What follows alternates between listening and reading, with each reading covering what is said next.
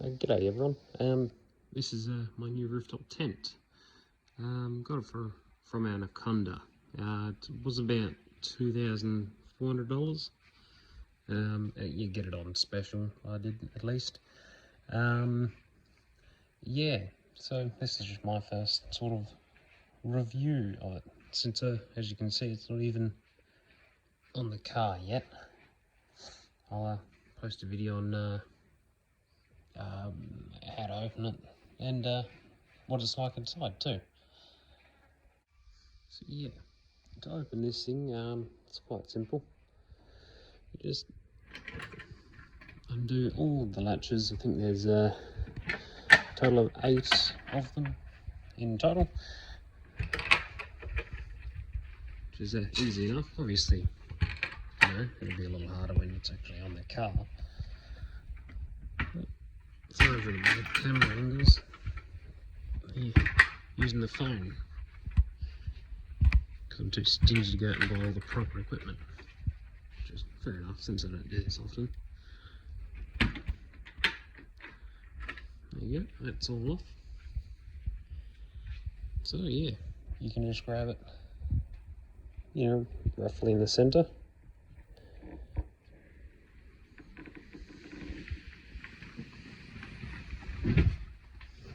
Up it comes.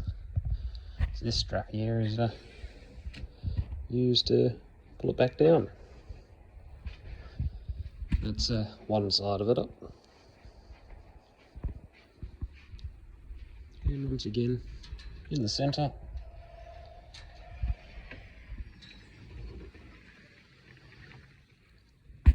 And here we have it.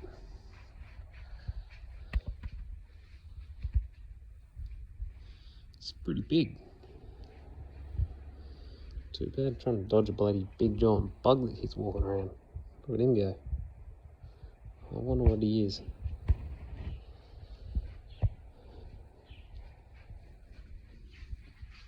Yeah, look. So far, actually, I'm quite liking it. There is one thing that I didn't really like, but I'm not 100% sure how to get around it, or even if I should. Yeah, I'll show you the inside of it. All right, so the front door, the thing you get in and out of, as you can see with every other tent, camper, anything, you know, it's held up by these little Velcro straps. I'd show you lifting it myself, but it's a bit hard to do with one hand, and I'm sure you all know how to, you know, open one of these flaps up. Right, so where to start? These also have a nice little, oh, he doesn't stretch. There we go. Nice side windows, actually, on both sides. And you can even open this up so you can abuse all your neighbours because they're all running generators, because nobody likes generators. And you have little pockets up here in the corner, as you can see, made in China, but so far I haven't died of coronavirus in here, so can't complain. Yeah, another one here. I'm not 100% sure what these hooks are for. I guess maybe just hanging lights or something. You got a nice little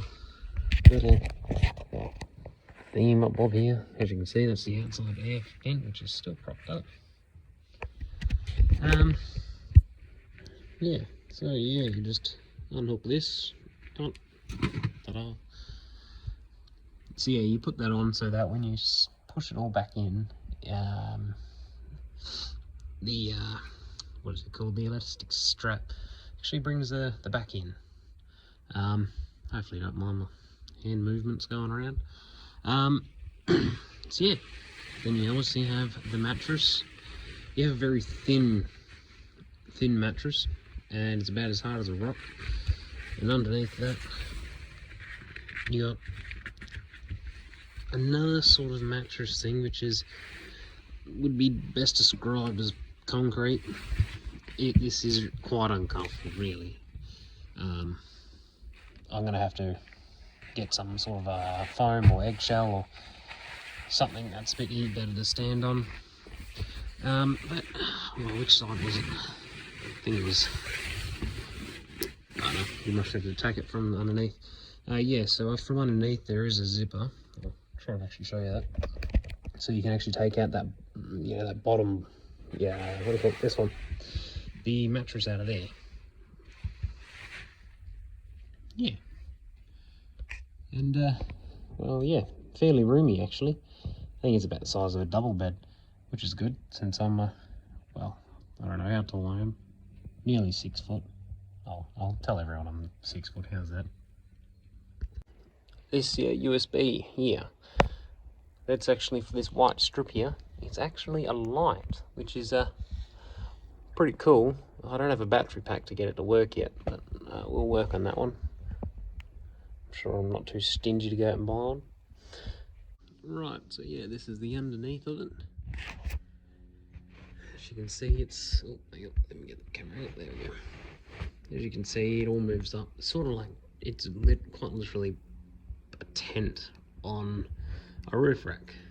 As stupid as that sounds, since it's a rooftop tent.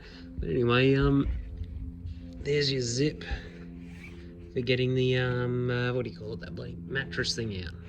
So you must have to undo all the little clips and then lift it up. It's all made from aluminium, so it actually seems to be fairly high quality.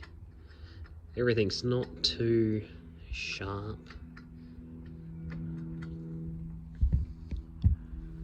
Yeah, not too bad.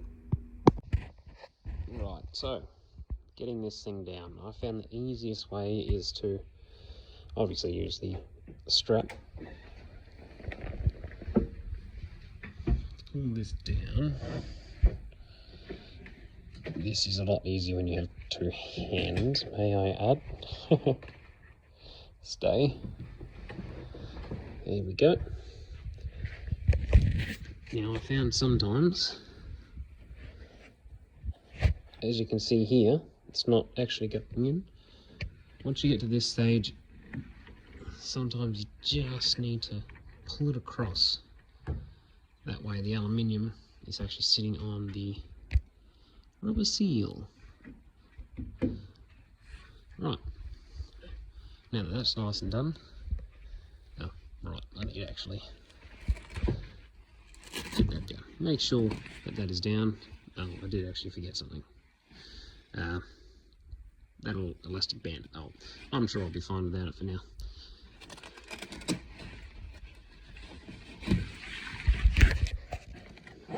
Oh, come on.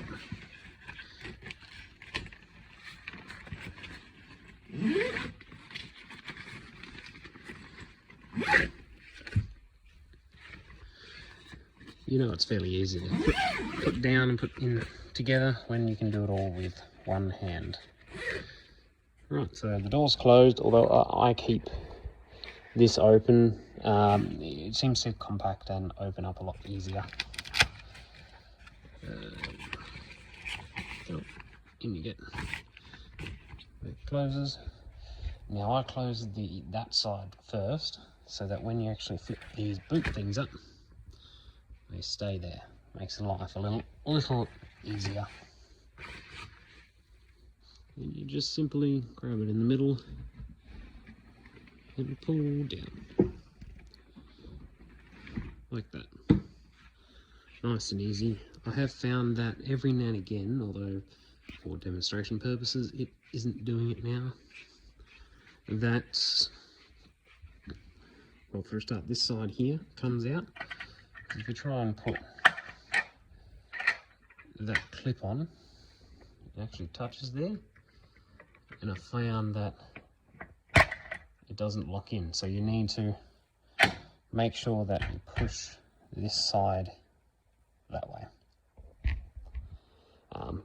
There you go, see, a little bit of stuff hanging out, so you just need to lift it up a little and push it in.